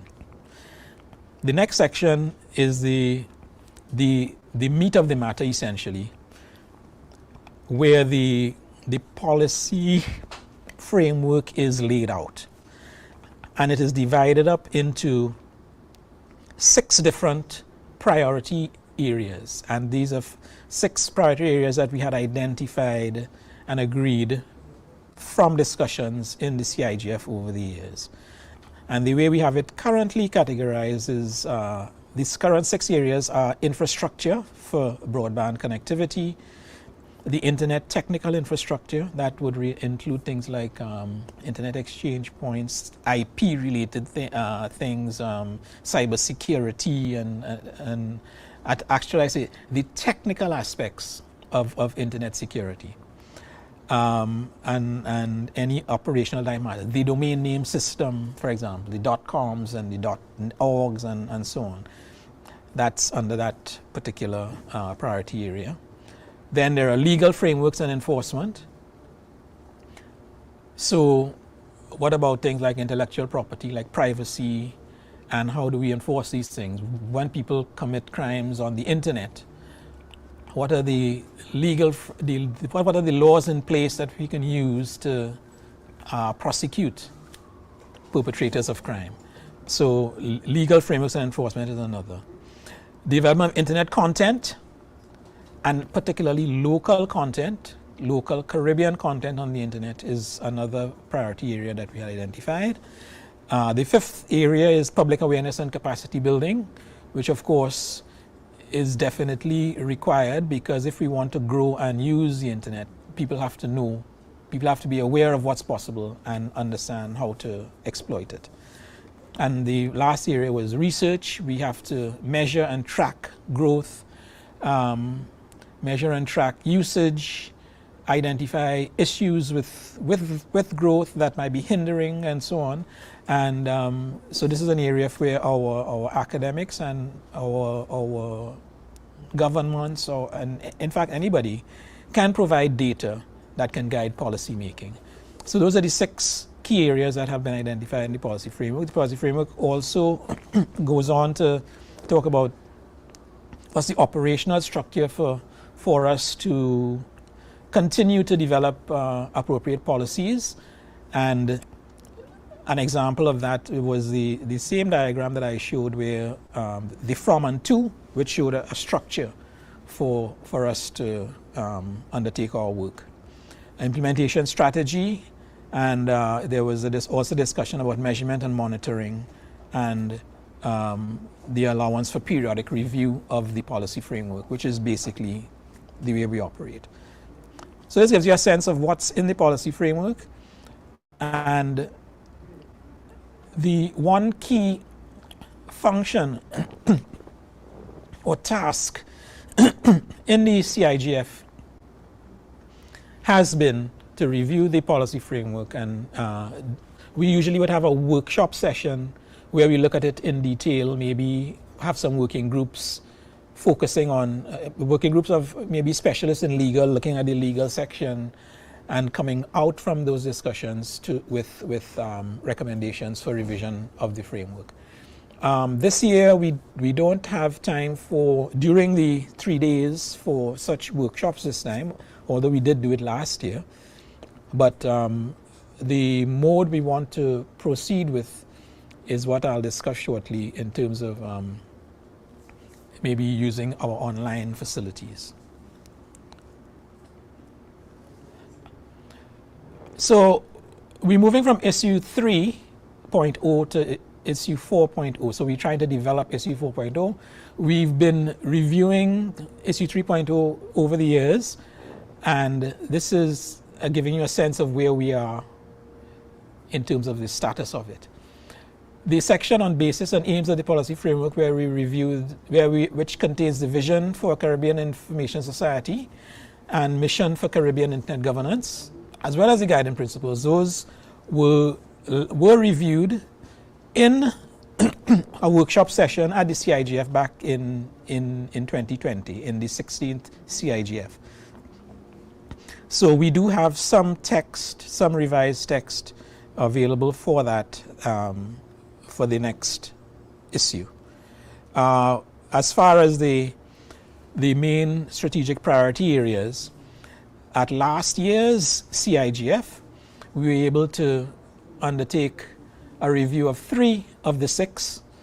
That's the infrastructure, internet technical infrastructure, and the legal frameworks elements.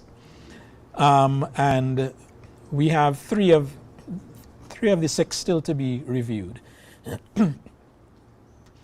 The other sections of the operational structure, implementation strategy, and so on, we also have those to be reviewed. As I mentioned, we won't be undertaking workshops during this particular CIGF 3 days, but the plan is to use our online forum on the CTU website, which I'll kind of explain to you coming up now. Right, so what do we want you to contribute? Again, as I said, all stakeholder views are invited and welcome. You are asked to review the Caribbean Internet Governance Policy Framework issue 3.0. Oh, okay. I seem to have, no, I did put in the link on an earlier slide. Okay, I thought I'd forgotten to put the link in. Yes, you are asked to review it and also follow the Internet Governance Content and Discussion Forum on the CTU website. Over the years, over the last 3 years, I think, we have upgraded our website to include this online discussion forum functionality. Over the past couple COVID impacted years, however, we haven't been able to properly revitalize and moderate the online fora on the website. But from this year actually, some of the resources in the CTU Secretariat have been enhanced. So I think we have a better opportunity to make the online discussion forum more vibrant.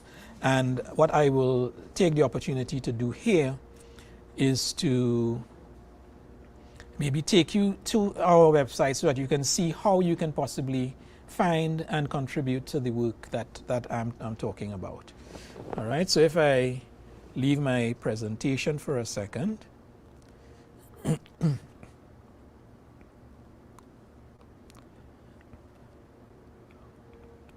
And share instead from the CTU website what this issue 3.0 looks like. This is the cover of the policy framework document.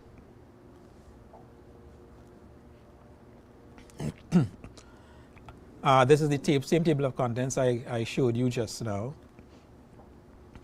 So when you see it on the CTU website, you can go through it yourself. It's not a terribly long document. It's just over 20 pages.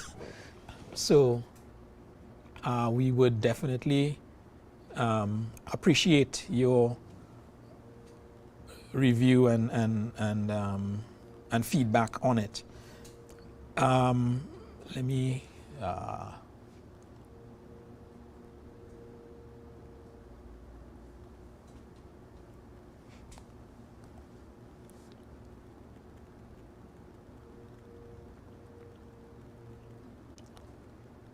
I'm a little challenged with Windows here,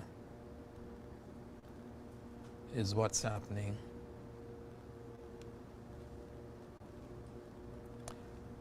What I was trying to do is all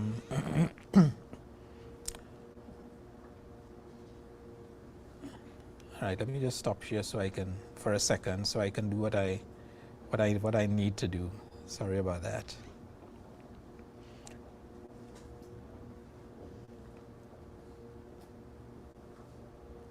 And reshare now.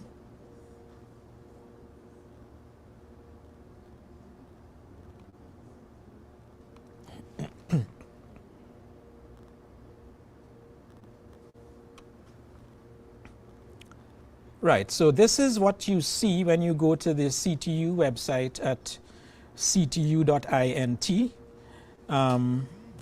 It's basically some scrolling banners, and the banners will scroll in terms of events that we have ongoing or soon to come, and this is one of them. I mentioned the discussion forums. Up at the top here, you see a button for discussion forums. So if you click on this button for discussion forum, you see we have discussion fora for spectrum management, for internet governance, and other general things. So what you are asked to do is basically go to the discussion forum. We're doing internet governance right now. We click on internet governance, and it'll take you to a page to register. You do have to register on the forum in order to certainly make contributions. If you don't necessarily have to register on the forum in order to view certain documents that might be posted there. But certainly if you want to make a comment and so on, you would have to register. When you submit your registration information, it has to be approved, so it's a moderated forum. So we would see your request for registration and respond in terms of approval of your registration. So just for the purposes of this particular demonstration, if we go to view the forum for internet governance, what's currently there? What's currently there is information related to the 17th CIGF, that's last year's. Actually, I'll also take you to where you can find the report from last year. There is a document related to updating the Caribbean Internet Governance Policy Framework to version 4.0. And this was a document that we had prepared, well, I think probably after the CIGF last year. And there are other relevant documents. For example, there's a best practices document here as well. So as you can see, it says you must be logged in to create new topics. You must also be logged in to respond or submit a comment. So you're invited to go to the CTU website at ctu.int and join the discussion on our discussion forum. If I go back to the CTU homepage,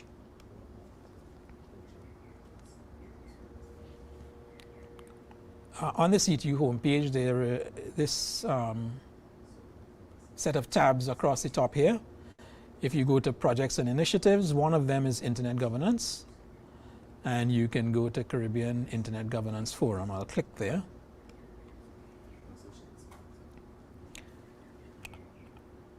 The banner on this page is actually a picture from our 15th anniversary edition of the CIGF, where we actually recognized persons who had made significant contributions to the progress of the CIGF and internet governance generally in the Caribbean.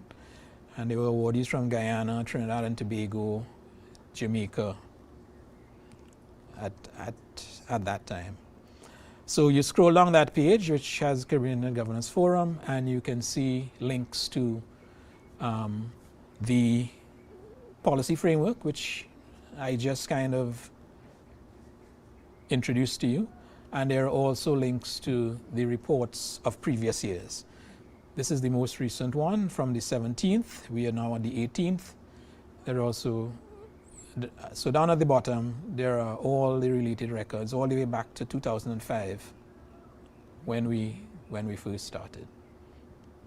Right, so the CTU website is a good resource, and we propose to take your comments related to the update of the policy framework via our discussion forum on the CTU website. Okay. All right, I think I'll stop there in terms of sharing and the discussion of the policy framework. And maybe ask if we have any questions that may be available from the audience at this point. I'm not seeing anything that has yet popped up on my chat anyway. Let me ask my colleagues.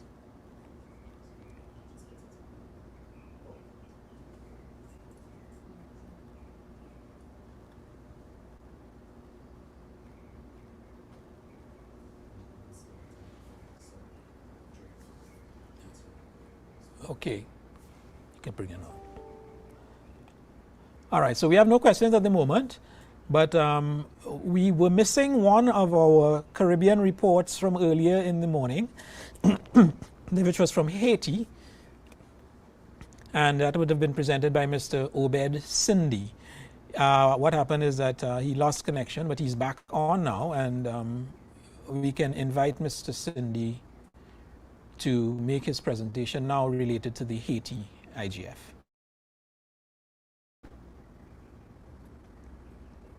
Hi everyone. Can you hear me? You're not coming through in our room, but you might be.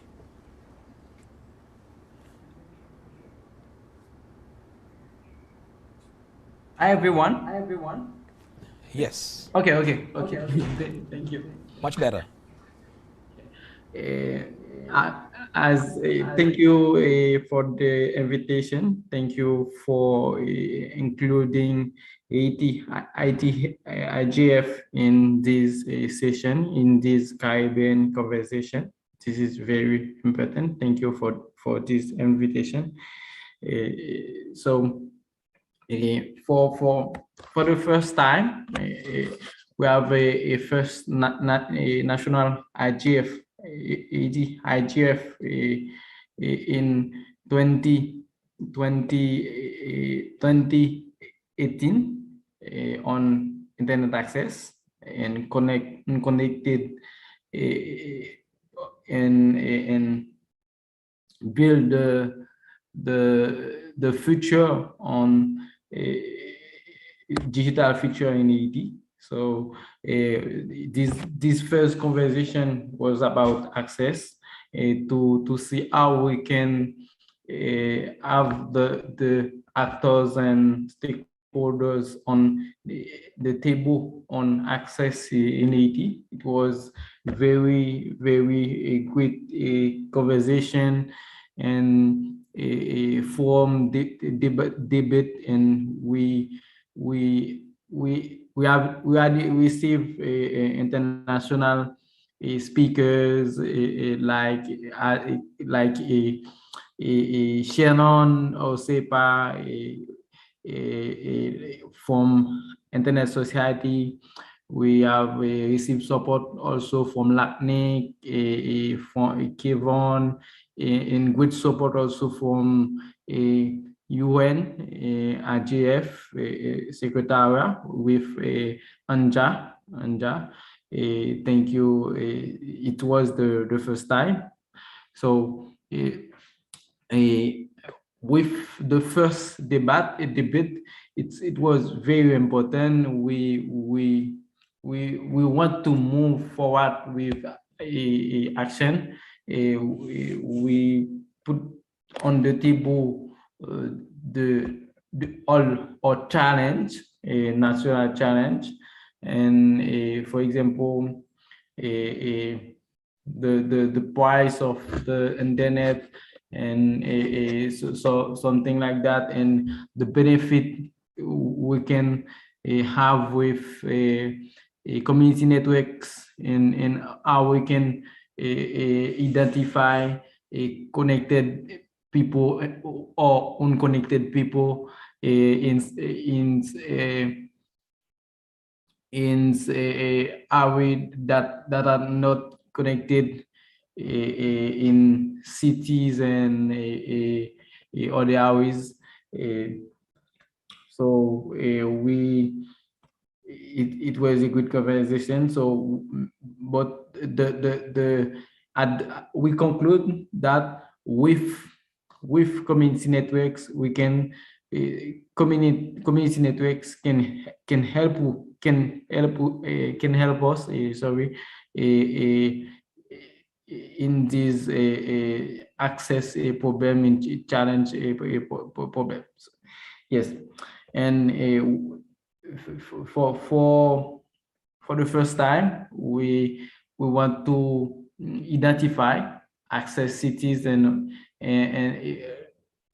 cities we have access on the internet, and cities who have not access. We have access on the internet. This is why, with the help of Internet Society Foundation, we prepare a key report on internet access in Haiti to identify cities that are not covered by internet, and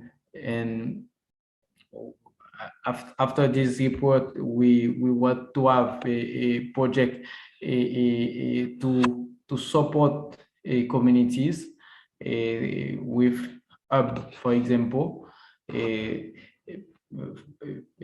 because we want to have debate as a civil society organization or association, but we want to make actions to follow up with these activities, with these debates.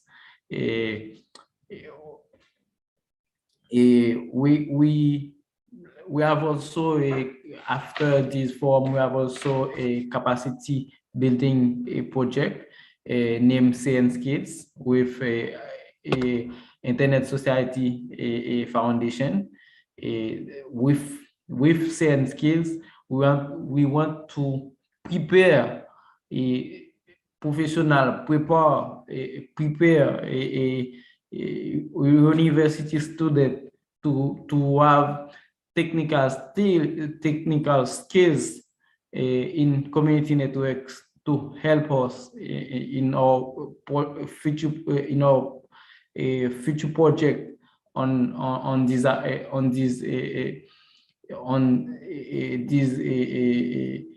community networks. And in 20 we have another forum in 2020. It was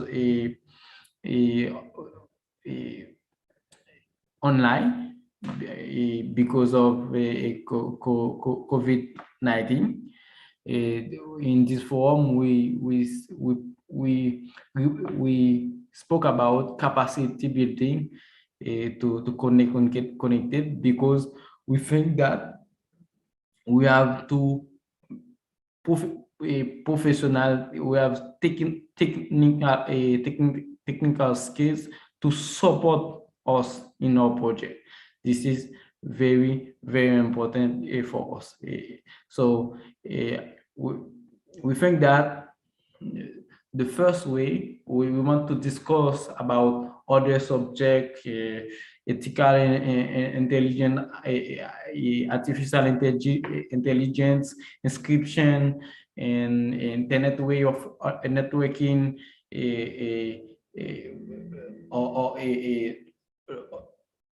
other subject that we require strong policies in Haiti. This is very important for us. So, but we think that the first way is to have access and to have a good citizen prepared to connect on the internet.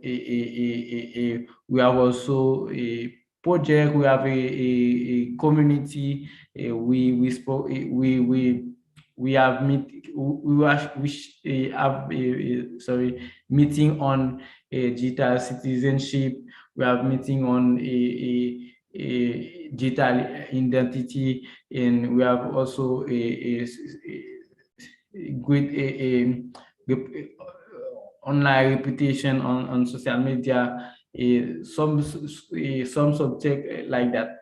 This is very important. A subject on cybersecurity. We support the Haiti CyberCon. It was a conference, a national conference on cybersecurity. It was very important, and we are very proud of that. Thank you so much for the invitation. And if you have a question, I will be happy to answer this question. Thank you so much.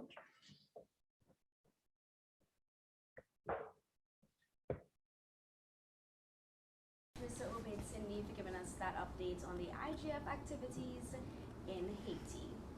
And ladies and gents, we have some exciting activities lined up for you. How much do you know about the Caribbean or small island developing states? Well, we want to know. So head over to the engagement tab where you'll find all of the contests available for the week. These contests will be available for 10 minutes each day. We're going to test your knowledge to see how much you know. So how well do you know the Caribbean? How well do you know the SIDS? Well, complete the quiz correctly within the 10-minute time frame to win a $100 Amazon gift card. Yes, a $100 Amazon gift card for your shopping pleasure. And after you've played, just join us at 1 p.m. for the first ever Caribbean Youth Internet Governance Forum, or the CIGF. We're looking forward to it. It's going to be fun, so enjoy your lunch break and enjoy the games. I'm DJ Anna. We'll be back for your CIGF.